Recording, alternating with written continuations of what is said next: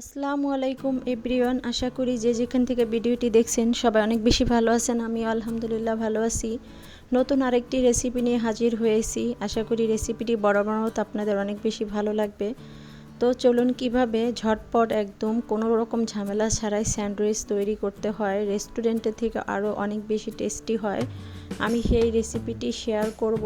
আশা করি আপনারা আমার সাথেই থাকবেন। তো চলুন প্রথমেই আমরা এটার সস তৈরি করে নিব। তো সেই সসটি আমি এখন তৈরি করব। তো সসটি তৈরি করার জন্য আমি একটা প্যান বসিয়ে দিয়েছি। প্যানটা বসিয়ে দিয়ে এটার মধ্যে আমি একটু তেল গরম করে নিয়েছি। আপনারা চাইলে কাজটা বাটার দিয়েও করতে পারেন বা ঘি দিয়ে করতে পারেন। তো আমি সয়াবিন তেল দিয়ে এটার মধ্যে আমি 2 চামচ ময়দা দিয়ে এখন একটু নেড়েচেড়ে ভুনে নিব। তো আমি নেড়েচেড়ে ভুনে নিচ্ছি। ততক্ষণই ভুনে নিব যতক্ষণ না এই ময়দার মধ্যে থেকে সুন্দর একটা স্মেল আসছে। তো যখনই দেখবেন সুন্দর একটা ঘ্রাণ চলে আসছে তখনই মনে করতে হবে যে হয়ে গেছে। তো আমার আগে থেকে জাল করে নেওয়া 1 কাপ দুধ, আমি সেই দুধটা এখন দিয়ে দিলাম। দিয়ে আবার আমি নেড়েচেড়ে মিশিয়ে নিব। এই পর্যায়ে চুলার আঁচটা একদম মিডিয়ামে রাখতে হবে, চুলার আঁচ কিছুতে বাড়ানো যাবে না। তো নেড়েচেড়ে মিশিয়ে দিয়ে আমি স্বাদ মতো কিছুটা লবণ দিয়ে দিলাম। দিয়ে আমি নেড়েচেড়ে খুব ভালোভাবে মিশিয়ে নিচ্ছি। তো এই তো এটার মধ্যে আমি দিয়ে দিলাম সাদা গোলমরিচের গুঁড়া। তো দিয়ে আবার আমি খুব ভালোভাবে এটাকে নেড়েচেড়ে মিশিয়ে নিচ্ছি। তো আমি একটু মিষ্টির জন্য এটার মধ্যে চিনি দিলাম। তো আমি খুব সামান্য 1 টেবিল চামচ চিনি দিয়েছি।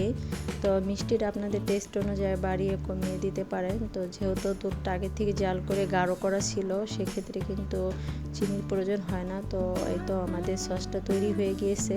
তো এটাকে এরকম নেড়ে ছেড়ে অনবরত এটাকে ঠান্ডা করে নিতে হবে। তো আমি নিয়েছি চিকেন। তো চিকেনটা আগে থেকে আমি গোলমরিচ, একটু আদা রসুন লবণ দিয়ে আমি সিদ্ধ করে নিয়েছিলাম। তো এরকম ঝিরিঝিরি করে নিয়েছি। তো নিয়েছি গ্রেট করা হাফ কাপের মতো গাজর, এটাকে কুচি করে নিয়ে এখন আমি এটার মধ্যে দিয়ে দিছি স্বাদ মতো কিছুটা লবণ, আর দিয়ে সেই যে আমরা যে সসটা তৈরি করে রেখেছিলাম সেই সসটাকে এখন আমি এটার মধ্যে দিয়ে দিলাম। তো আর দিয়ে দিলাম 2 টেবিল চামচের মতো টমেটো কেচাপ। অবশ্যই এটা দেওয়ার চেষ্টা করবেন, এটা না দিলে কিন্তু পারফেক্ট টেস্টটা আসে না।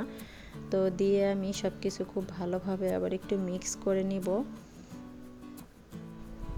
তো আমার সব কিছু খুব ভালোভাবে মিক্স করা হয়ে গিয়েছে। তো এখন আমরা স্যান্ডউইচটি তৈরি করে নিব। তো আমি এরকম সাইজের পাউরুটি নিয়েছি। তো সেটার মধ্যে এখন সেই যে পোরটা বানিয়ে রেখেছি সসটা, সেটাকে আমি এখন একটা চামচের সাহায্যে দিয়ে নিচ্ছি। তো এটাকে আপনারা অনেক বেশি বা কম করেও দিতে পারেন। তো আমি একটু মিডিয়াম করে দেবো, অনেক বেশিও না আবার কমও না। তো সবটা দিয়ে আমি চামচ দিয়ে পোড়াটা বেডের উপরে খুব ভালোভাবে বসিয়ে দিলাম। তো এখন আমি আরেকটা বেড দিয়ে এটাকে হালকা একটু চেপে সুন্দর করে সেট করে নিচ্ছি। তো এখন আমি সাইডের যে ব্রাউন অংশটা আমি সেটা একটা ব্রেড নাইফ দিয়ে কেটে নিচ্ছি। তো এই তো সাইডের অংশটাকে কেটে না নিলে হয় কি দেখতে সুন্দর লাগে না। তো এরকম আমি একটু আড়াআড়ি করে কেটে নিয়েছি। তো দেখতেই পাচ্ছেন যে কিভাবে আমি কাজটা করতেছি। তো দেখতেই পাচ্ছেন খুব ঝটপট কিন্তু আমাদের স্যান্ডউইচ তৈরি হয়ে গেল। তো এভাবে করে স্যান্ডউইচ তৈরি করে খাওয়ার একটু আগে কিন্তু আপনারা তাওয়াতে সেঁকে নিতে পারেন কিংবা ওভেনে সেঁকে নিতে পারেন। দেখতেই পাচ্ছেন খুবই ইয়াম্মি ছিল এটা, বাসায় সবাই অনেক বেশি পছন্দ করেছে। আপনারা ঝটপট বাচ্চাদের টিফিনে কিংবা বিকালের নাস্তাতে বানিয়ে নিতে পারেন, সেক্ষেত্রে কিন্তু সবাই অনেক বেশি পছন্দ করবে। আর এটা একদমই ঝামেলা ছাড়া এটা তৈরি করা যায়। আশা করি রেসিপিটি ভালো লেগেছে। ভালো লাগলে আমার রেসিপিটি একটা লাইক, কমেন্ট এবং শেয়ার করবেন। আর যারা এখন আমার চ্যানেলটি সাবস্ক্রাইব করেননি তারা সাবস্ক্রাইব করে আমার পাশে থাকবেন। তো নিত্য নতুন রেসিপি নিয়ে আবার হাজির হবো। আল্লাহ হাফেজ।